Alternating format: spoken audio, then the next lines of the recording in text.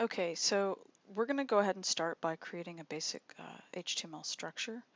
And before we do any of that, I want to show you how I'm going to set this up in Komodo Edit.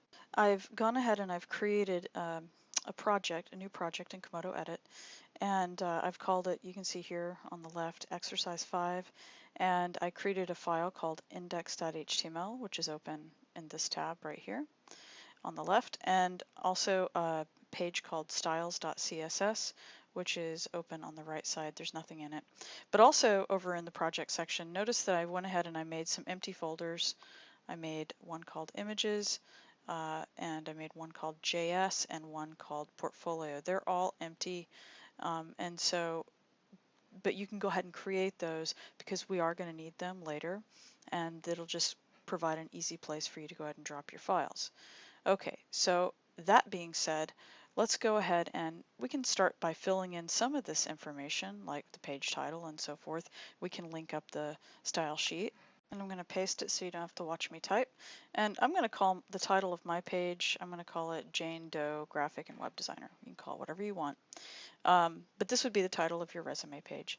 And it would be what would show up, of course, up in the tab or the top of the window navigator. All right, and the other thing is I went ahead and I linked up my style sheet, which is right here called Style CSS. It's located exactly in the same folder you can see on the left over here. And so I'm going to go ahead and save that. And let's go ahead and talk about some of the next steps. Okay, we're going to start with mobile first. So we're going to focus on our mobile design first and then move upwards in scale. This is more and more becoming the way of doing business.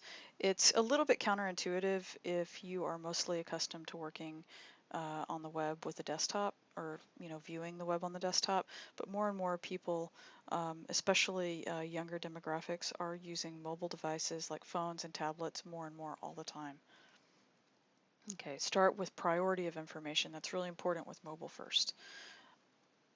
Decide on the layout, and you're going to decide on your fonts. So we could go ahead and do that. I'm going to save you the time since we've discussed that already in this class, and I've already decided on my fonts, so I'm not going to make you watch me go fetch them. Okay, so the other thing that we need to do with our CSS is we need to go ahead and start with the reset and fonts. So create your HTML5 base document first, which we've kind of already done. But one of the things that we haven't done, if you wanted to take a break right now, is just drop a little bit of content in there, because some of the next steps are going to be about styling that text. So we can take just a second to do that. So let's jump back over to our HTML, and I'm going to go ahead and just put a section in here, okay? And inside my section, let's have a header. Okay, so we want to start off by having a header. And in the header, we'll have an H1, and we'll put, I don't know, heading level 1 here. And the next one will have H2, and I'm going to copy and paste.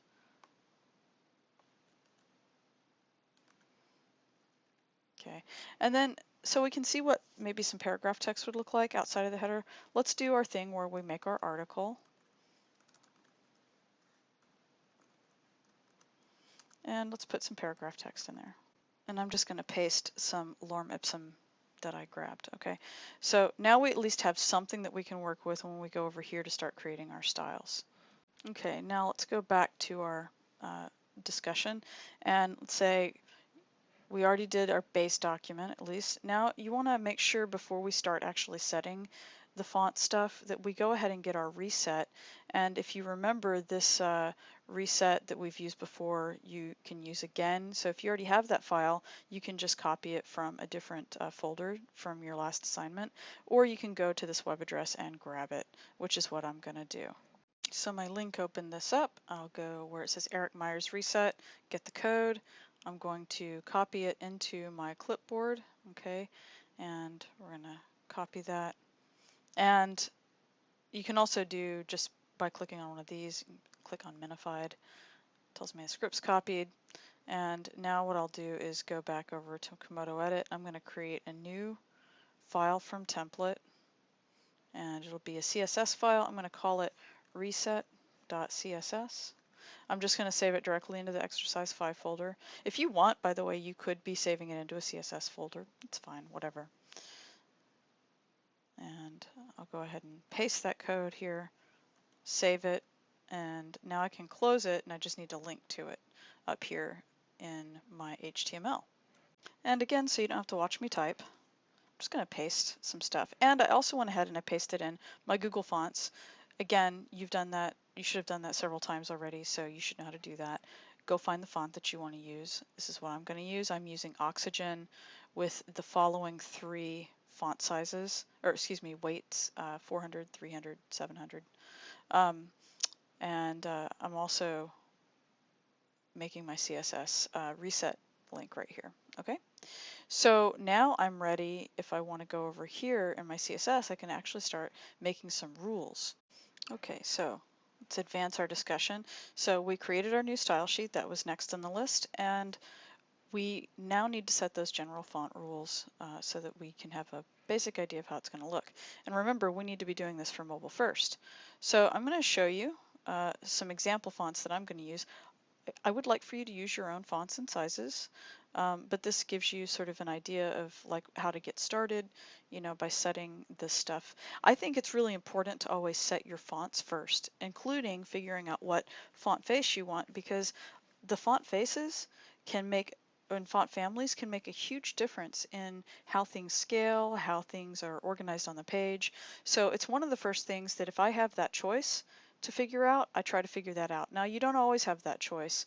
Like if you're working with another designer or something, and they're the ones who are coming up with, you know, the entire design, but you're maybe doing some of the framework.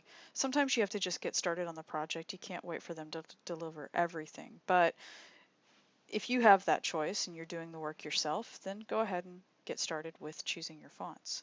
Okay, so let's go ahead and jump back over. So we're back into Komodo Edit now. And I'm just going to paste again so you don't have to watch me type, but I will describe what's going on over here. So what we have is first we're going to be setting the body. All right, so we need to do some basic stuff. This isn't necessarily about the fonts, but we're setting the margin to 0 so that we don't have those weird, you know, things collapsed. And, excuse me, that's something also that the reset should have done. So if you don't do that, that's not the biggest deal, but we're going to set our font size to be 100% to start.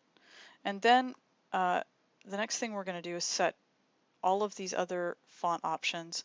I'm going to tell it to be 1.15 for the base size instead of starting at 1 because I think that I'm going to have it look a little bit airy and sort of a little bit bigger. Because this is a single page resume, I want stuff to look, you know, very designerly and nice. It's not like something that is crazy info heavy, you know, where I have to have smaller type to fit more information on. And then my line height is going to be 1.3. Okay, so that's what that slash is. This is the way in font shorthand you denote the size and then the height, or the line height. And then next you would put the font family and its fallback fonts. So my main font is that Oxygen, and then my fallback first is Helvetica, which would probably only work on Macintosh computers. And then if you wanted a PC fallback right here, like Cambria or something, you could put it here. And then I have Arial and then sans serif. I'm giving my base font weight a 300 value, okay? And then for my H1s, you can see that I basically am changing some of this stuff up. So we have a font that's bigger, 2.M. I have the height at 1, okay, and so forth. And it's a little bit heavier. It's a font weight of 400. I'm also making it uppercase, so you can use something called text transform to make something uppercase, lowercase, capitalize, okay. And then there is text align, and I'm going to align my H1s to be centered. I think that that's the way that I want it mostly on this page because of the kind of page that it is. And if later I decide that I want something that's an H1, H2, or whatever that's not centered, I can be specific about it. But for the most part, I want all of my H1s and H2s to be centered. Okay, so that kind of explains all of this, and you can also look at these properties as well. All right, and then let's save that, and then I'm going to click on my index tab so that I can preview the file, because I don't want to preview my CSS file. It'll just be text. So let's go over here to my index file, and I can preview it. And that's what it looks like, and I'm pretty happy with that. I think that that looks nice. And like I said before, you want to look at it in a mobile view so that this is sort of a smallish screen size. This is going to be easy to read on a phone, and it's got plenty of space in between, but not too much. So I think that this is a pretty good way to start.